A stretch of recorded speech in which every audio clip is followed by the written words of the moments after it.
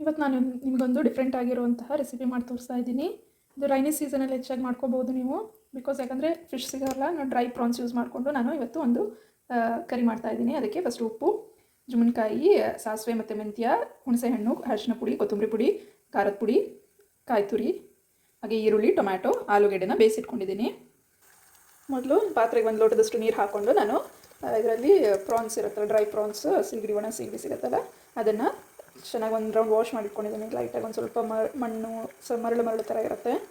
So wash ಮಾಡಿಬಿಟ್ಟು ಇವಾಗ ಒಂದು ಕಪ್ ಆಗೋಷ್ಟು ತೊಗೊಂಡಿದ್ದೀನಿ, ಹಾಕ್ತಾಯಿದ್ದೀನಿ. ಅದೊಂದು ಕುದಿ ಬರ್ತಿದ್ದಂಗೆ ನಾವು ಒಂದು ಸ್ವಲ್ಪ ಮಸಾಲೆ ಮಾಡ್ಕೊಂಬರೋಣಂತೆ. ರೈನಿ ಸೀಸನಲ್ಲಿ ಫಿಶ್ ಸಿಗಲ್ಲ ಅಲ್ವಾ, ಸೊ ಆ ಟೈಮಲ್ಲಿ ನೀವು ಈ ಥರದನ್ನ ಮಾಡ್ಕೊಂಡು ತಿನ್ಬೋದು. ಇಲ್ಲಿ ನಾನು ಮಿಕ್ಸಿ ಜಾರ್ಗೆ ಒಂದು ಆನಿಯನ್ನು, ಒಂದು ಟೊಮ್ಯಾಟೊ ತೊಗೊಂಡಿದ್ದೀನಿ. ಹಾಗೆ ಕೊತ್ತಂಬರಿ ಪುಡಿ ಮತ್ತು ಅರಿಶಿನ ಪುಡಿ ಎಲ್ಲ, ಅರಿಶಿನ ಪುಡಿ 1/4 ಟೀ ಸ್ಪೂನು, ಕೊತ್ತಂಬರಿ ಪುಡಿ ಒಂದು 1/2 ಟೀ ಸ್ಪೂನು, ಹಾಗೆ ಖಾರದ ಪುಡಿ. ಇಲ್ಲಿ ನಾನು ಒಂದೇ ಟೊಮ್ಯಾಟೊ ಹಾಕಿರೋದ್ರಿಂದ ಸ್ವಲ್ಪ ಹುಣಸೆ ಹಣ್ಣು ತೊಗೊಂಡಿದ್ದೀನಿ. ಹಾಗೆ ಹುರಿದಿರೋ ಸಾಸಿವೆ ಮತ್ತು ಮೆಂತ್ಯ. ಹಾಗೆ ಇಲ್ಲಿ ನಾನು ಕೊಬ್ಬರಿ, ಸ್ವಲ್ಪ ಕಾಯಿ ಕೊಬ್ಬರಿ ಥರ ಆಗಿತ್ತು, ಅದನ್ನು ಯೂಸ್ ಮಾಡ್ತಾಯಿದ್ದೀನಿ. ಒಂದು ಅರ್ಧ ಕೊಬ್ಬರಿಯಷ್ಟು ಯೂಸ್ ಮಾಡ್ತಾಯಿದ್ದೀನಿ ನಾನಿಲ್ಲಿ. ಇದನ್ನು ನಾವು ಲಾಸ್ಟಿಗೆ ಹಾಕೋಣ. ನೋಡಿ, ಇಲ್ಲಿ ಮಸಾಲೆನ ಚೆನ್ನಾಗಿ ರುಬ್ಕೊಂಡಿದ್ದೀನಿ. ಲಾಸ್ಟಿಗೆ ಆಫ್ ಮಾಡಬೇಕು ಅನ್ಬೇಕಾದ್ರೆ ಇದನ್ನು ಹಾಕಿ ಒಂದು ರೌಂಡ್ ತಿರ್ಸಿದ್ರೆ ಸಾಕು. ಇಲ್ಲಾಂದರೆ ಫಸ್ಟಿಗೆ ಹಾಕಿದರೆ ಇದು ತುಂಬ ಒಂಥರ ಘಾಟ್ ಆಗಿಬಿಡುತ್ತೆ ಸಾಂಬಾರಿಗೆಲ್ಲ. ಸೊ ಲಾಸ್ಟಿಗೆ ಹಾಕಿಬಿಟ್ಟು ಒಂದು ರೌಂಡ್ ತಿರ್ಸಿದ್ರೆ ಸಾಕು.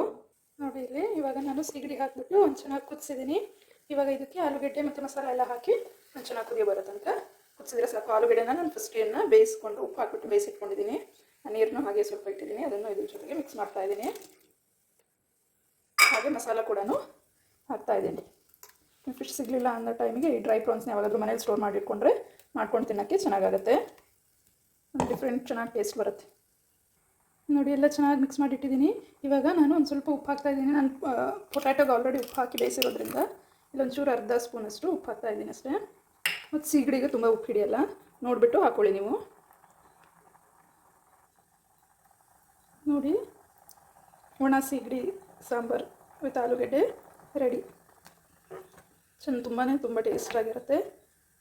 ತುಂಬ ಅಂದರೆ ತುಂಬ ಚೆನ್ನಾಗಾಗುತ್ತೆ. ನೀವು ಒಂದ್ಸತಿ ಮಾಡಿ ನೋಡಿ.